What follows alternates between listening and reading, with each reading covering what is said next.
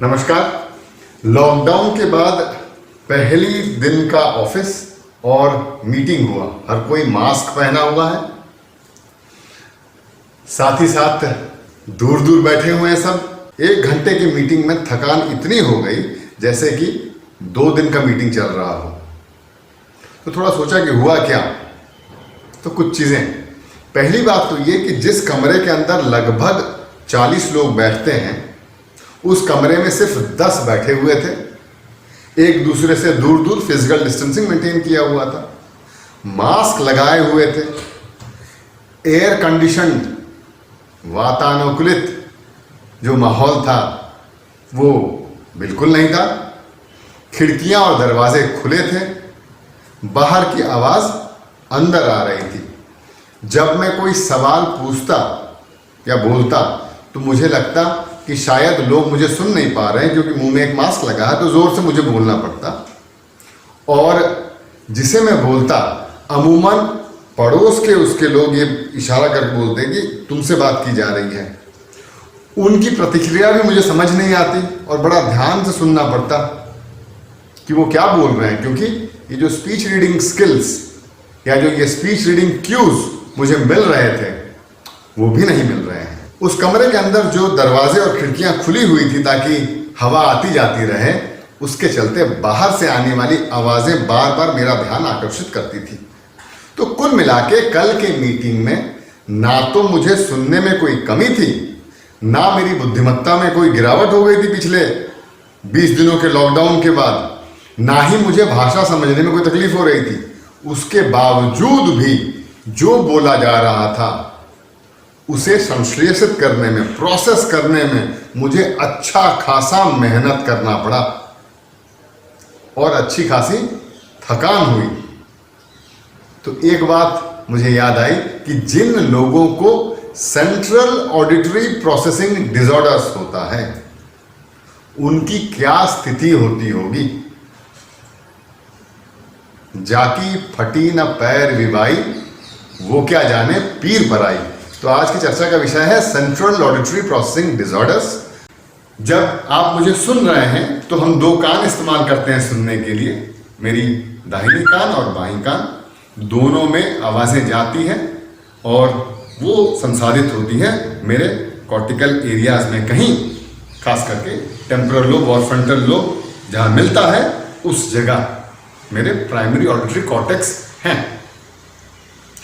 तो अगर समझने की कोशिश की जाए उसमें ये जो आवाजें उठती हैं, ये आवाजें मेरे बाहर के कान के अंदर घुसती हैं और इस कान के पर्दे को प्रतिकंपित करती हैं। ये कान का पर्दा जिसे हम टिम्पैनिक मेम्ब्रेन भी कहते हैं, आवाजों को कान की जो 3 हड्डियां होती हैं, मेलियस, इनकस और स्टेपिस, इनके माध्यम से अंदर के कान या जिसे हम इनर ईयर भी कहते हैं, इनर ईयर के अंदर भेज देते हैं। इनर ईयर के अंदर एक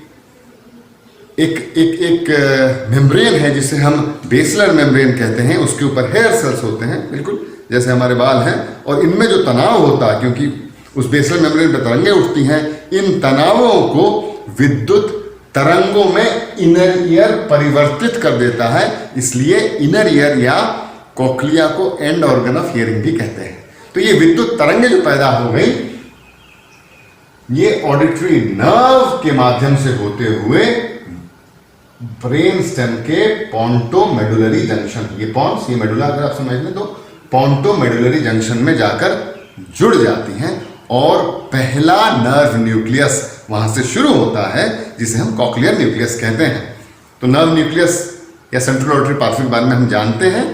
याद रखने का सबसे आसान तरीका है CNSLIMCA।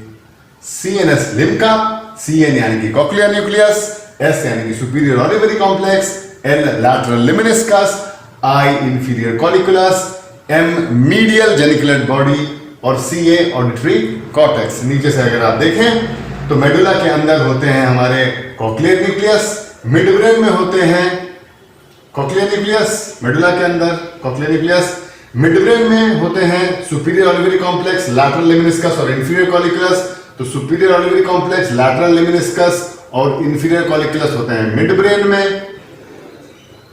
मीडिया जेनिकुलेट बॉडी होता है थैलेमस में, यहाँ थैलेमस देख सकते हैं, मिडब्रेन होता हुआ थैलेमस, ये नीला रंग का चीज थैलेमस में, और यहां से ऑडिटरी रेडिएशन होते हुए ऑडिटरी कॉर्टेक्स या सीए, जिसको कि हम ऑडिटरी कॉर्टेक्स भी कहते हैं, उसके अंदर चले जाते हैं। तो जो आवाज हमें सुनाई देती है या जो आवाज हमारी कानों के अंदर आती है वो इस सेंट्रल ऑडिटरी पाथवे के होते हुए ऑडिटरी कॉर्टेक्स तक पहुंचती है, जहां वो संसाधित की जाती है।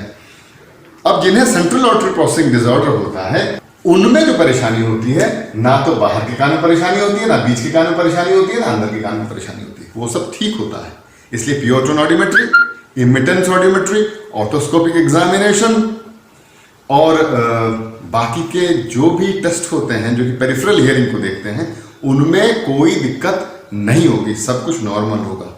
लक्षण क्या क्या बच्चे में होते हैं जिन्हें सेंट्रल ऑडिटरी प्रोसेसिंग डिसऑर्डर होता है? लक्षण कुछ इस तरह के होते हैं जो मैं बताया आपको, कि जब भी आवाज आ गई, बातचीत के साथ मिल गई, सिग्नल टू नॉइज रेशियो अच्छा नहीं रहा, यानी कि मैं जो बात कर रहा हूं वो काफी जोर का नहीं रहा नॉइज के मुकाबले, बच्चे को समझने में कठिनाइयां होती हैं। दूसरा, अगर कोई बहुत तेज बात करे या स्पष्ट उच्चारण ना करे, कठिनाइयां होती हैं। तीसरा, परसीविंग सुप्रा सेगमेंटल्स, मेरे बातचीत में एक लय होता है, कई बार मैं अपने बातचीत के लय में ये बता जाता हूं कि मैं नाराज हूं, मैं खुश हूं, मुझे और देर तक तुमसे बात करना है, या अभी तुम चुप हो जाओ। ये चीजें बच्चे नहीं समझ पाते क्योंकि फ्रीक्वेंसी और इंटेंसिटी प्रोसेसिंग में तकलीफ होती है, इसलिए उनके दोस्त यार कम होते हैं, झगड़े ज्यादा हो जाते हैं, मन मुटाव ज्यादा हो जाते हैं, लोग हो सकता है मौखिक तौर से उनको बोल ना पाए पर दूरी बनाने लगते हैं। ऑडिटरी डिस्क्रिमिनेशन, यानी कि एक तरह की आवाजों के बीच फर्क करना।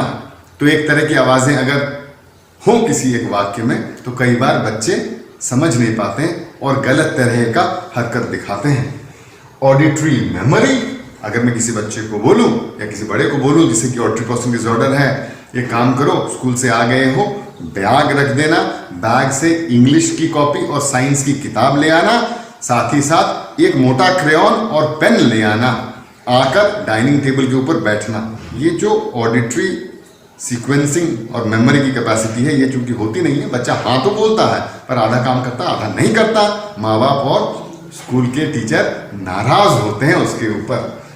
परेशानी सेंट्रल ऑडिटरी प्रोसेसिंग डिसऑर्डर होता है, ना ही वो जिद्दी होता है, ना ही वो उद्दंड होता है। Issues in articulation and language, speech process करना या जो मैं बोल रहा हूं बड़ी तेजी से परिवर्तित ऑडिटरी स्टिमुलाई है, इसे प्रोसेस करने के लिए ऑडिटरी स्किल्स और सेंट्रल ऑडिटरी प्रोसेसिंग स्किल्स काफ़ी अच्छा होना चाहिए। मान लीजिए क ख ग घ, क और ग के बीच का जो फर्क होता है वो -20 मिलीसेकंड का फर्क होता है, वॉइसिंग ऑनसेट का जो फर्क होता है, उतना बारीक सुनना चाहिए उस बच्चे को ताकि वो केला और गेला में फर्क कर सके। तो स्किल्स अगर नहीं हो तो गलतियां करेगा वो। प्रोसोडिक डेफिशिएंसीज, जाहिर सी बात है अगर वो लय को सुन नहीं पाता है तो जब वो बात करेगा तो उसके लय में कठिनाइयां होंगी ही होंगी। सुन चुके नहीं पाता, बार बार रिपीट करने के लिए बोलता है और लोग उससे चिढ़ते हैं। सुन चुके नहीं पाता है और हम तो सुनकर ही पढ़ते हैं, ओरल मेथड है टीचिंग का, इसलिए स्कूल में लिटरेसी डिफिकल्टीज बहुत ज्यादा, पढ़ने लिखने में बड़ा कमजोर होता है बच्चा। उसके बाद लोग ये समझते हैं कि बड़ा जिद्दी है बच्चा, बात सुनता नहीं है, समझ नहीं पाता है, जान के हरकतें गड़बड़ करता है, स्टबॉर्न और poor socialization. Central auditory pathway यहाँ ब्रेन स्टेम से होता हुआ, यहाँ ब्रेन स्टेम से होता हुआ, यहाँ क्रॉस ओवर होता हुआ थैलेमस में जाता हुआ ऑडिटरी कॉर्टेक्स तक पहुंचता है। तो अगर हमें जांच करनी है या असेस करना है तो हमें इस पूरे पाथवे की जांच और असेसमेंट करनी है। कि कौन करेगा? ये ऑडियोलॉजिस्ट करते हैं या श्रवण विशेषज्ञ करते हैं। कैसे करते हैं? कुछ ऐसे स्टिमुलाई या कुछ ऐसे उद्दीपन देते हैं जो कि इन नर्व न्यूक्लियाई के प्रोसेसिंग को देखता है विशेषकर। किस तरह के न्यूक्लियाई होते हैं? मोटा मोटी आप समझ लें 4 तरह के टेस्ट होते हैं। पहली टेस्ट है बाइनॉरल फ्यूजन टेस्ट या मास्किंग लेवल डिफरेंस। इसमें हम क्या जांच करने की कोशिश करते हैं? हम कोशिश करते हैं ये जांचने की कि दोनों कानों के बीच की जो इंटरेक्शन है या जो प्रतिक्रिया है एक दूसरे को क्या दिखाते हैं वो जांच करने की कोशिश करते हैं। किस तरह से? मान ली हम एक आवाज दें, दूसरी तरफ से एक मास्किंग नॉइज दें और देखने की हम कोशिश करें कि क्या फेज इन और फेज आउट अगर हम कर दें तो ये जो आवाज दी गई वो सुनाई दे रही है कि नहीं व्यक्ति को अलग अलग तरह के मास्किंग नॉइज में। ये पहली तरह का टेस्ट हुआ। दूसरी तरह का टेस्ट क्या होता है? दूसरी तरह का टेस्ट ये होता है कि मैं अपनी बातों को या स्पीच स्टिमुलाई को डिस्टॉर्ट कर दूं या उनको परिवर्तित कर दूं, इस तरह परिवर्तित कर दूं कि उनमें जो जानकारी है वो घट जाए या मेरे दिमाग को या मेरे ऑडिटरी सिस्टम के ऊपर डिमांड बढ़ा दूं। कैसे? मैं जो बात कर रहा हूं ये एक पूरी तारता के रेंज में है या फ्रीक्वेंसी स्पेक्ट्रम इसमें बड़ा चौड़ा है, लगभग 150 हर्ट्ज से आप लें तो इस तरफ 10 किलोहर्ट्ज तक फ्रीक्वेंसी स्पेक्ट्रम है। मैं अगर सिर्फ लो पास फिल्टर लगा दूं इसमें, यानी कि लो फ्रीक्वेंसी ही जाए, हाई फ्रीक्वेंसी स्टिमुलाई इसमें जाए ही नहीं। क्यों भाई? इससे क्या हो जाएगा? हाई फ्रीक्वेंसी जो है हमें बातचीत समझने में बड़ा मदद करते हैं। आप अगर कोई अंग्रेजी सिनेमा देखने जाएं तो वहां जो महिला डायलॉग बोल रही होंगी वो डायलॉग आपको बेहतर समझ में आएगा पुरुष के डायलॉग डिलीवरीज के कंपैरिजन में। क्यों? क्योंकि हाई फ्रीक्वेंसी में बहुत स्पीच डिस्क्रिमिनेशन के लिए जानकारी छुपी होती है। तो हम लो पास फिल्टर स्पीच का इस्तेमाल करते हैं और देखते हैं कि व्यक्ति बातचीत को, शब्दों को समझ पाता है कि नहीं। दूसरा जो हम इस्तेमाल करते हैं वो इस्तेमाल करते हैं टाइम कंप्रेस्ड स्पीच, या मैं अपनी बातों को बड़ा तेज से बोलना शुरू कर देता हूं ताकि कम समय में बहुत ज्यादा से ज्यादा बात कर सकूं। तो ये टाइम कंप्रेस्ड स्पीच हो गया। टाइम कंप्रेस्ड स्पीच फिर पूरे ऑडिटरी सिस्टम के ऊपर डिमांड बढ़ा देता है ना, प्रोसेसिंग स्किल्स उसकी जांचने लग जाता है।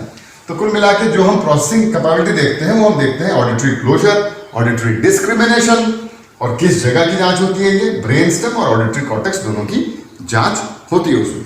तीसरे तरह की जो हम टेस्ट करते हैं जिसे हम डायकॉटिक टेस्ट बोलते हैं। डाया यानी कि दोनों कानों में, कॉटिक यानी कि केओस या उपद्रव करना, यानी कि दोनों कानों में हम आवाज को देंगे एक दूसरे के ऊपर। मान लीजिए एक शब्द यहां बोले, दूसरा शब्द यहां बोले, या दोनों शब्दों को एक दूसरे के ऊपर ओवरलैप कर दें। इस तरह का कुछ करेंगे जिससे कि हमारे ऑडिटरी सिस्टम के ऊपर डिमांड बढ़ जाए, चाहे वो डायकॉटिक डिजिट टेस्ट हो, डायकॉटिक राइमिंग टेस्ट हो या स्टैगर्ड स्पॉन्डी वर्ड हो, यानी कि दो शब्द इधर बोले, दो शब्द इधर बोले, इसका दूसरा शब्द और इसका दूसरा शब्द ओवरलैप कर जाए, ये इस कान में, ये इस कान में।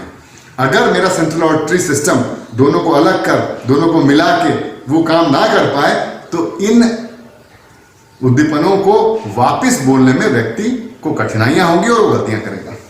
तो ये देखता क्या है? इंटीग्रेशन, सेपरेशन, ऑडिटरी क्लोजर और ऑर्डरिंग, ये स्किल्स देखता है।